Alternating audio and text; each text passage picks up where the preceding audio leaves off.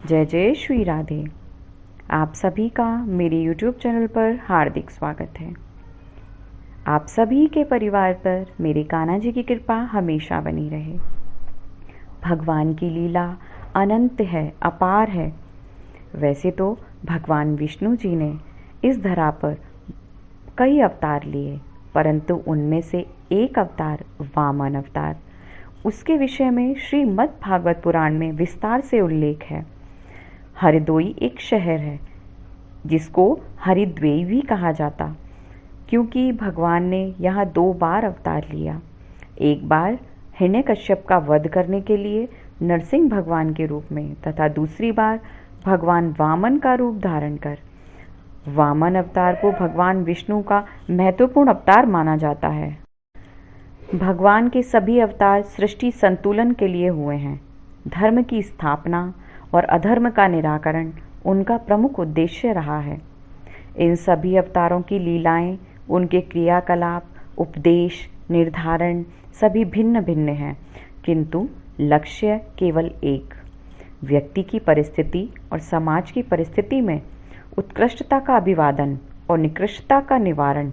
भगवान की लीलाएं भक्तों के हृदय को आनंद की धारा में निमग्न कर देती हैं। तो दोस्तों, आज हम बात कर रहे हैं भगवान विष्णु के 5वें और त्रेता युग के पहले अवतार भगवान वामन की। यह विष्णु के पहले ऐसे अवतार थे जो मानव के रूप में प्रकट हुए, और वो भी बोने ब्राह्मण के रूप में। आखिर ऐसा क्या कारण रहा होगा जिससे भगवान को बौना बनकर जन्म लेना पड़ा? लेकिन उससे पहले आप सभी से मेरा अनुरोध है कि मेरे चैनल को सब्सक्राइब अवश्य करें, लाइक एवं शेयर करना ना भूलें। तो आइए अब हम शुरू करते हैं भगवान विष्णु के वामन अवतार के बारे में। भगवान वामन विष्णु के अवतार और 12 आदित्य भाइयों में 12वें और सबसे छोटे थे। त्रेता युग के प्रारंभ होने में भगवान विष्णु वामन रूप में देवी अदिति के गर्भ से उत्पन्न हुए। इसके साथ ही यह है कि भगवान विष्णु के पहले ऐसे अवतार थे जो मानव रूप में प्रकट हुए। इनको दक्षिण भारत में उपेंद्र के नाम से भी जाना जाता है। इनके पिता महर्षि कश्यप थे और माता अदिति थीं। सूर्य नारायण, इंद्रदेव, वरुण देव, मित्र, अंशुमान सहित अन्य आदित्य थे, परंतु इनका मूल नाम उपेंद्र था। तो आइए इस वीडियो में अब हम वामन अवतार की संपूर्ण कथा का वर्णन करेंगे। श्री हरि जिस पर कृपा करें वही सबल है। उन्हीं की कृपा से देवताओं ने अमृत पान किया, और उन्हीं की कृपा से देव और दैत्य के युद्ध में दैत्य पराजित होने लगे थे। पराजित दैत्य मृत एवं आहतों को लेकर अस्ताचल चले जाते हैं, और दूसरी ओर दैत्यराज बलि इंद्र के वज्र से मृत हो जाते हैं।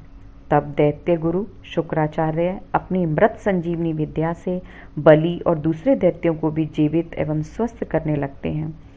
राजा बलि के लिए शुक्राचार्य एक यज्ञ का आयोजन करते हैं तथा अग्नि से दिव्य रथ, बाण, अभेद्य कवच पाते हैं। इससे असुरों की शक्ति में वृद्धि हो जाती है और असुर सेना अमरावती पर आक्रमण कर देती है। देवताओं के राजा इंद्र को दैत्यराज बलि की इच्छा का ज्ञान हो जाता है कि वो बलि 100 यज्ञ पूरे करने के बाद स्वर्ग को प्राप्त करने में सक्षम हो जाएगा। इंद्र भगवान तब विष्णु की शरण में जाते हैं। भगवान विष्णु उनकी सहायता करने का आश्वासन देते हैं और वामन रूप में माता अदिति के गर्भ से उत्पन्न होने का वचन देते हैं। दैत्यराज बलि द्वारा देवों के परास्त करने के बाद ऋषि कश्यप के कहने से माता अदिति पयोव्रत का अनुष्ठान करती हैं, जो पुत्र प्राप्ति के लिए किया जाता है। तब भगवान विष्णु भाद्रपद मास की शुक्ल पक्ष की द्वादशी के दिन शंख, चक्र, गदा, पद्मधारी चतुर्भुज पुरुष माता अदिति के गर्भ से प्रकट हो अवतार लेते हैं तथा ब्रह्मचारी ब्राह्मण का रूप धारण करते हैं। महर्षि कश्यप ऋषियों के साथ उनका उपनयन संस्कार करते हैं। वामन बटुक को महर्षि पुलह ने यज्ञोपवीत, अगस्त्य ने मृगचर्म, मरीचि ने प्लाश का दंड, आंगिरस ने वस्त्र, सूर्य ने छत्र, भृगु ने खड़ाऊ, गुरुदेव ने जनेऊ तथा कमंडल, माता अदिति ने कोपीन, सरस्वती ने रुद्राक्ष की माला तथा कुबेर ने भिक्षा पात्र प्रदान किए। तत्पश्चात भगवान वामन पिता से आज्ञा लेकर बलि के पास जाते हैं। उस समय राजा बलि नर्मदा के उत्तर तट पर अंतिम यज्ञ कर रहे होते हैं। वामन अवतारी श्रीहरि राजा बलि के यहाँ भिक्षा मांगने पहुंच जाते हैं। राजा वामन के रूप में भगवान विष्णु को देखते हैं कि उनके छत्र, प्लाश, दंड तथा कमंडलू लिए जटाधारी अग्नि के समान तेजस्वी वामन ब्रह्मचारी वहां पधारते हैं। बलि, शुक्राचार्य तथा अनेक गण सभी उस तेज से अभिभूत अपनी अग्नियों के साथ उठ खड़े होते हैं।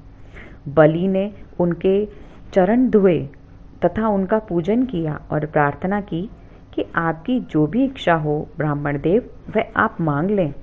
तब प्रार्थना करते हैं और ब्राह्मण देव बने वामन भगवान कहते हैं कि मुझे अपने पैरों से 3 पग भूमि चाहिए। राजा बलि दैत्य गुरु शुक्राचार्य के मना करने पर भी अपने वचन पर अडिग रहते हुए विष्णु जी को 3 पग भूमि दान में देने का वचन कर देते हैं। तब राजा बलि के आचार्य शुक्र ने उन्हें सावधान किया और समझाया कि इनके क्षण में आने से सर्वस्व चला जाएगा, क्योंकि यह साक्षात विष्णु हैं। तब राजा बलि कहते हैं कि यह कोई भी हो, प्रहलाद का पुत्र देने को कहकर स्वीकार नहीं करेगा। बलि स्थिर रहे। आचार्य ने ऐश्वर्य का नाश होने का श्राप दे दिया। बलि ने भूमि दान का संकल्प किया और वामन विराट हो गए। वामन रूप में भगवान विष्णु ने एक पद में पृथ्वी, एक में स्वर्ग आदि लोक तथा शरीर से समस्त नभ व्याप्त कर लिया। उनके अंगूठे के नाखून से ब्रह्मांड का आवरण तनिक टूट गया।